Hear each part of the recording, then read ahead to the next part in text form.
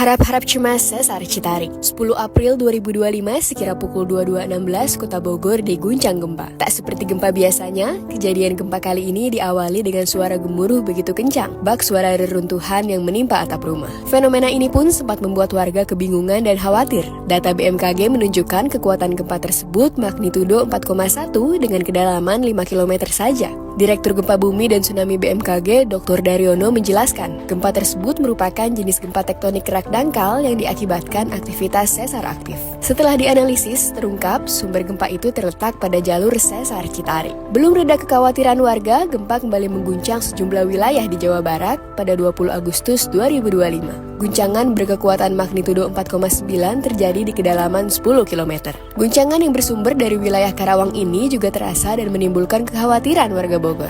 Bencana ini mengingatkan kembali kegelisahan warga soal sesar Citarik. Sesar ini memang berpotensi menimbulkan dampak yang parah. Pasalnya menurut Daryono, segmentasi sesar ini memanjang dari Pelabuhan Ratu, Bogor, hingga Bekasi. Kemudian berdasarkan penelitian berjudul Dinamika Sesar Citarik yang ditulis Sidarto tahun 2008, sesar Citarik berarah utara timur laut hingga selatan barat daya. Sesar ini memanjang dari Samudra Hindia, pantai bagian tenggara Teluk Pelabuhan Ratu, Kota Pelabuhan Ratu, Sungai Citarik, Bogor, perbatasan Bekasi, Jakarta, dan menerus ke Laut Jawa. Posisinya yang membentang di wilayah aglomerasi berpemukiman padat dan menjadi pusat pemerintahan membuat sesar Citarik disebut Sidarto perlu diperhitungkan. Mengingat daerah yang dilewati padat penduduk dan pembangunan infrastrukturnya berkembang sangat pesat. Daryono mencatat ada beberapa riwayat gempa yang pernah terjadi akibat sesar ini, seperti gempa Kota Bogor pada 1838 yang menyebabkan banyak rumah warga bahkan Istana Bogor. Selain itu juga tercatat pada tahun 1975,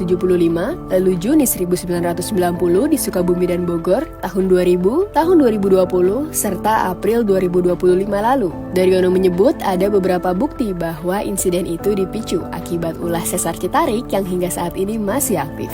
Buktinya yaitu tampak pada bentuk gelombang gempa. Hasil catatan sensor gempa di Darmaga dan di Citeko dengan karakteristik gelombang geser yang kuat dengan komponen frekuensi tinggi. Bukti sesar itu tampak di bantaran Sungai Ciliwung, tepatnya di Kampung Lebak Pilar, Sempur. Keberadaan sesar ini pun memunculkan kekhawatiran bagi warga.